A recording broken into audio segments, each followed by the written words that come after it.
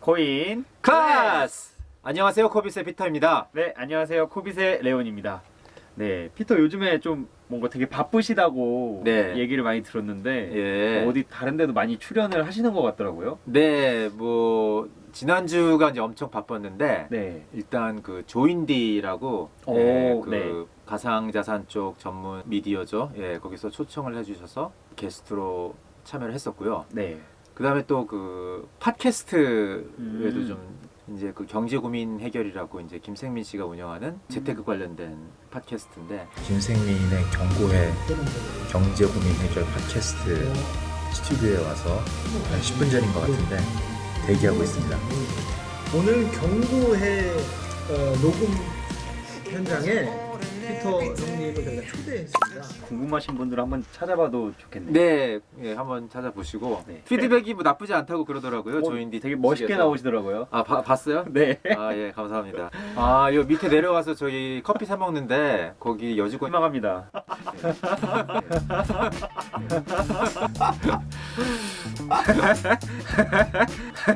오늘의 네. 주제로 넘어가서 네. 오늘은 어떤 얘기를 좀 다뤄주실 건가요? 예, 오늘은 사실 이제 지난 두 편에 걸쳐서 이제 디파이를 다뤘는데 네. 사실 뭐 디파이 아직도 굉장히 화제거리이긴 해요. 네. 근데 이제 지금 요 일주일 사이에 일어났던 일들은 이게 어떤 큰 중요한 트렌드가 될지는 좀 두고 봐야 될 것 같아가지고 이번 회에서는 다루지는 않고 네.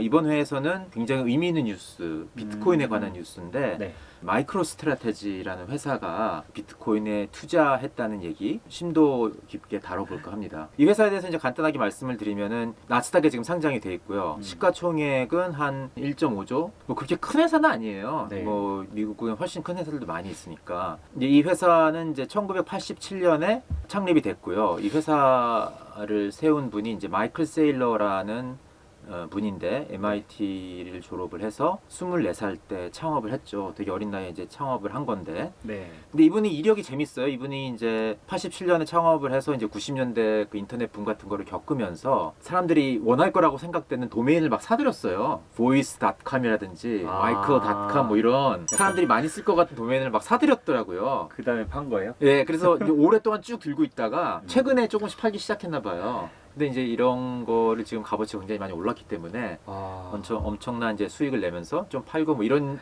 이제 개인적으로 회사에서 한 게 아니고 자기 네. 개인적으로 그런 거를 좀 했던 것 같고 그러면서 이분은 이제 그 디지털 상에서 어떤 가치를 갖는 자산이라는 컨셉에 자연스럽게 이제 노출이 된 거겠죠. 오. 그런데 이제 이 회사 자체는 87년 창립 이후 이제 꾸준히 뭐 이제 비즈니스를 차곡차곡 해나가면서 재무 구조도 뭐 꽤 건전하게 이렇게 운영이 되면서 현금을 굉장히 많이 갖고 있는 그런 회사가 된 거예요. 2020년 초 한 5천억 원 정도 현금성 자산이 있었는데 네. 이제 여태껏은 이게 별로 큰 문제가 안 됐다고 여겼던 거죠. 이 마이클 세일러라는 이분이 금리가 뭐 높진 않았지만 어느 정도 있으면은 네. 뭐 은행에 두면은 거기서 이자가 나오니까 네. 이거에 대해서 뭘 그냥 어떻게 좀 해봐야 되겠다는 생각 없이 그냥 은행에 예치를 해두고 있었던 건데 네. 그런데 이제 알다시피 3월달에 코로나 때문에 닥쳐온 그 경제 위기 때 네. 엄청난 양적 완화가 이루어지면서 금리가 거의 다 0%로 됐잖아요. 그 순간에 이분이 뭔가 좀 깨달음이 있었던 것 같아요. 이 현금을 그대로 놔두면은 안 되겠다. 왜냐하면 이렇게 많이 유동성이 시중에 풀린 상황에서는 인플레이션 리스크가 언젠가 있을 수도 있기 때문에 이분의 표현을 빌리자면은 sitting on a 500 million ice cube that's melting 이렇게 표현을 했어요. 그러니까 녹고 있다는 거죠. 네. 이 값어치가 떨어지고 조금씩 떨어지고 있다고 느낀 거죠. 사실 제가 오늘 말씀드리는 내용은 이분이 이제 한 팟캐스트에 나와가지고 인터뷰를 했더라고요. 이제 그 내용을 중심으로 말씀을 드리는 건데 거기서 또 재밌는 얘기를 해요. 이제 우리가 흔히 인플레이션이 네. 없는 세상에 살고 있다고 생각을 하지만은 사실 인플레이션이라는 거는 이제 소비자 물가 지수로 사람들이 많이 표현을 하는데 네. 이 소비자 물가 지수라는 거는 임의로 누군가가 만들어낸 바스켓이잖아요. 네. 지수니까 거기 그 지수 안에 뭐 어떤 물건을 집어넣느냐에 따라서 이게 숫자가 되게 높게 나올 수도 있고 낮게 나올 수 있는 건데 네. 지금 우리 대부분의 나라에서 쓰는 지수들이라는 거는 굉장히 오래전에 만들어졌고 지금 현실에 사는 사람들이 원하는 물건하고는 좀 동떨어져 있기 완벽하게 반영이 때문에 안 되네요. 예, 진짜 소비자들이 원하는 물가의 지수를 나타내지 못하고 있다고 이제 얘기를 하면서 우리가 진짜로 원하는 것들은 뭐 집이나 좋은 고등교육이거나 한국 같으면 사교육비 뭐 이런 것도 들어갈 수가 있겠죠. 네. 이제 뭐 이런 거를 원하는데 이런 것들을 봐라 얼마나 가격들이 오르고 있냐는 거죠. 이런 게 진짜 사실은 사람들이 원하는 건데 네. 뭐 그런 얘기를 하면서 자기네들이 들고 있는 이 현금이 값어치가 점점 없어 나간다는 것에 불안감을 느끼고 시작해서 이거에 대해서 뭔가를 해야 되겠다. 느꼈군요. 예, 느꼈다는 거예요. 그래서 이제 이분이 현금이 아니면 어떤 곳에 이 현금을 투자를 할 수 있을까? 네. 이제 고민을 해서 4가지 정도 이제 생각해 봤다고 이제 얘기를 하거든요. 그래서 첫 번째는 이제 보통 현금성 많은 회사들이 많이 자기 주식 매매를 하잖아요. 네. 이 회사 같은 경우는 이렇게 큰 회사는 아니기 때문에 5억 불이라는 현금을 다 주식을 매수하기에는 너무 오래 걸린다고 이제 느낀 거예요. 한 4년 정도 걸리겠다고 느껴서 그 전에 뭔가 인플레이션 리스크가 올 수 있다고 네. 생각했기 때문에 두 번째로는 상업용 부동산을 네. 사는 거를 생각을 했는데 사실 상업용 부동산의 가격이 이제 코로나 이후로 많이 폭락을 했기 때문에 그쵸. 리스크가 많은 투자 대상이라고 느꼈다는 얘기를 하고 그 다음에 그러면 그냥 일반적인 다른 주식들을 생각을 했는데 주식 같은 경우에는 리스크가 비대칭이 아니고 대칭이라는 거죠. 그러니까 무슨 뜻이냐면은 50% 마이너스 날 확률이랑 50% 플러스 날 확률이랑 똑같은 그런 투자 대상이기 때문에 매력을 못 느꼈다고 이렇게 얘기를 해요. 네. 그래서 이제 네 번째로 고려를 한 게 뭐 기금속 같은 거죠. 흔히 이제 프레셔스 메탈이라고 얘기하는 네. 뭐 금이나 은이나 그 다음에 이제 이분이 여기서 이제 비트코인도 이 카테고리 안에 넣어서 이제 얘기를 하는데 네. 이분은 이제 7월 달에 이제 이 마이크로 스트라테지전 회사는 매달 어떤 그 어닝스 콜 같은 걸 하는 것 같아요. 그래서 거기서 아직 뭐 어떻게 해야 될지 결정이 나지 않은 상황에서 이런 고민을 하고 있다라는 거를 언급을 했어요.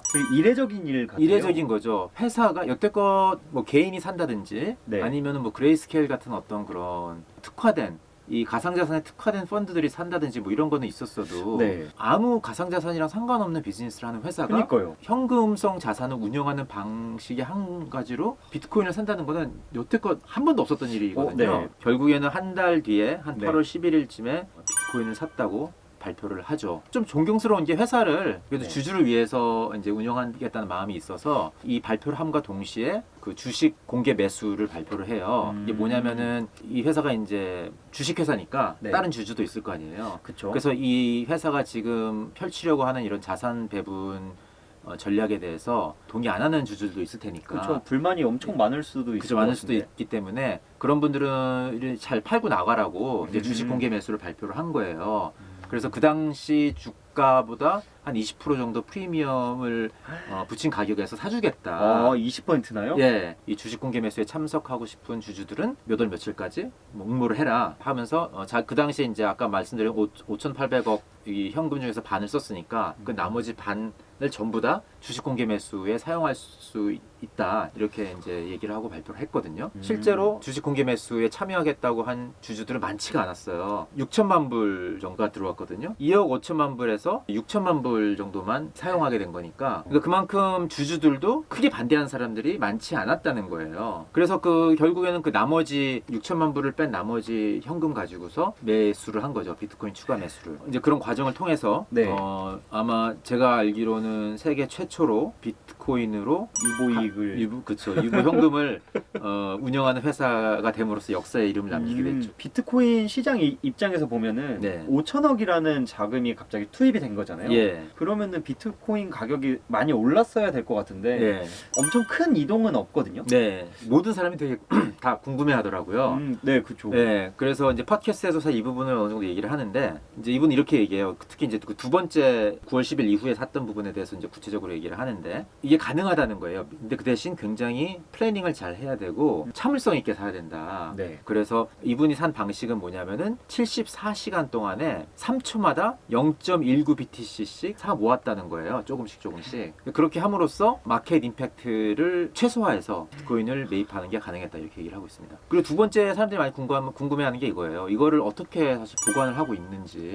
개인이 아니기 때문에 네. 회사의 자산이고 엄청나게 큰 액수고 이 부분이 이제 가상자산의 수탁회사들이 많이 생기고 있다는 얘기 듣잖아요. 네. 이런 이유에서 이제 수탁회사들이 필요한 거죠. 법인들, 기관 투자자들 이런 사람들은 거래소에다가 이렇게 예치할 수도 없고 네. 그렇다고 해서 무슨 자기네들 하드월렛에 보관하거나 이러지도 못하거든요. 왜냐면 그런 어떤 노하우가 없기 때문에. 이런 현금성 많은 회사들이 뭐 주식을 산다거나 이럴 경우에 그걸 또 수탁 업무를 해주는 그런 수탁 은행들이 있어요. 가상자산 같은 경우도 수탁 업무를 대신 해주는 그런 최근에 요 2, 3년 사이에 많이 생긴 그런 업체들이 있으니까 거기를 사용했을 거라고 추정이 돼요. 근데 이분은 팟캐스트에서 그 부분은 깊게 얘기하기를 꺼려 하더라고요. 이제 어떤 보안 같은 문제가 있기 때문에. 그쵸. 이제 그런 식으로 얘기는 해요. 많은 그런 어떤 수탁 업체들이 많이 생겼기 때문에 그 중에 하나 자기가 평가해서 제일 괜찮다는 데를 사용을 했다. 이렇게까지만 얘기를 하고 있습니다. 그러면 네. 여기 회사 자체에서 비트코인에 투자를 한 거잖아요. 네. 그럼 투자를 하는 결정적인 뭔가 이유나 네. 이런 것들이 좀 있을 텐데 예. 이런 것들은 뭐가 있을까요? 예. 그러니까 이분이 팟캐스트에 나와서 이렇게 뭐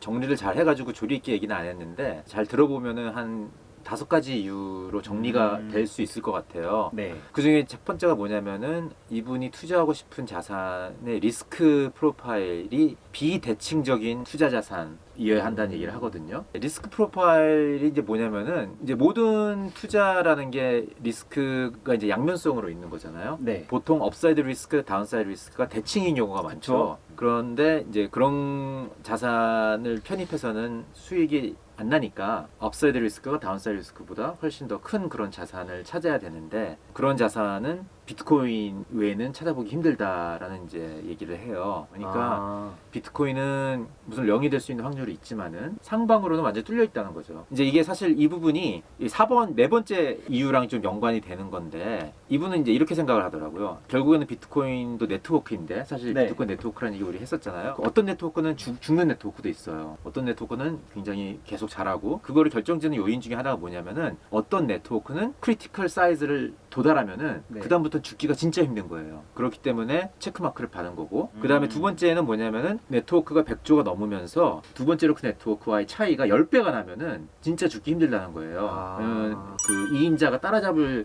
가능성이 거의 없기 때문에 그러니까 이제 비트코인이 이제 그런 상황이라고 얘기를 하는 거인 거거든요. 그래서 이제 이런 어떤 나름대로의 자기 이제 사업을 펼치면서 깨달았던 그런 거를 적용해 봤을 때 네. 비트코인이라는 네트워크는 거의 망하지 않을 거다라는 어떤 확신이 쓴 거고 아까 처음에 얘기했던 리스크 프로파일도 비대칭적인 거고 그런 이유가 있었던 거죠. 이분이 사실 8월 11일 날 비트코인을 사면서 그 공지를 이제 내보냈죠. 이제 뭐 여러 가지 인플레 걱정이 많다 하는 내용을 쭉 쓰면서 이제 왜 비트코인을 했는지에 대한 설명을 하는 부분이 들어가면서 하는 말이 뭐냐면은 일단 글로벌 억셉턴스라는 걸 얘기를 하고 네. 비트코인이 그다음에 브랜드 레코그니션을 얘기를 해요. 브랜드가 이제 잘 알려져 있다는 거죠. 글로벌 억셉턴스는 세계 어디 가도 다 아는 어떤 자산인 거고 그다음에 이코시스템 바이탈리티를 얘기하는데 이거는 이 생태계의 활동성 이 비트코인 생태계를 활성화시키기 위해서 알아서 이렇게 막 뭐가 많이 일어나고 있는 거죠. 뭐 커스터디를 만드는 사람들도 있고 뭐 거래소도 물론 있거니와 그쵸. 이 비트코인을 둘러싸고 여러 가지 비즈니스들이 겹쳐서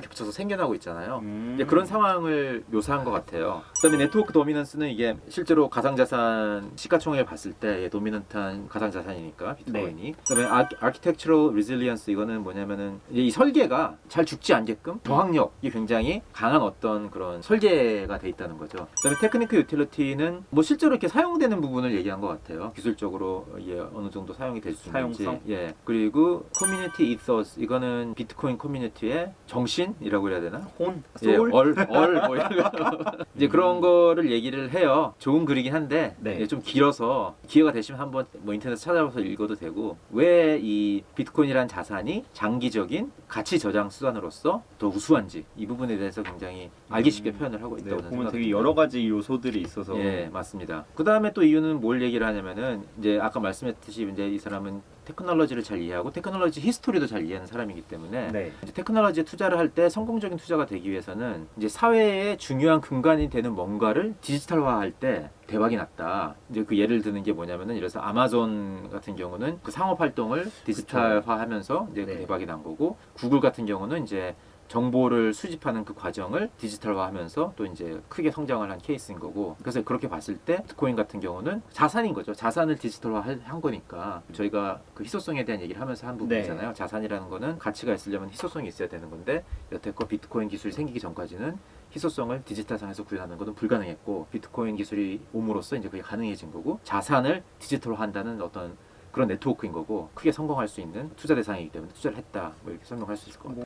그리고 이제 마지막으로는 이제 네. 비트코인 네트워크의 저항성에 관한 얘기인데 비트코인이 사실 하드 포크가 있었잖아요. 비트코인 네. 캐시라 하면서 이제 이 부분에 대해서 굉장히 네거티브하게 본 분들도 많았어요. 그 당시에는 2017년에 하드 포크가 일어났을 때 이분은 오히려 그거를 잘 버텨냈기 때문에 비트코인 네트워크는 굉장히 더 견고해진 거고 그렇기 때문에 앞으로 망할 확률이 굉장히 더 적어진 그런 네트워크다 이렇게 판단을 한 거죠.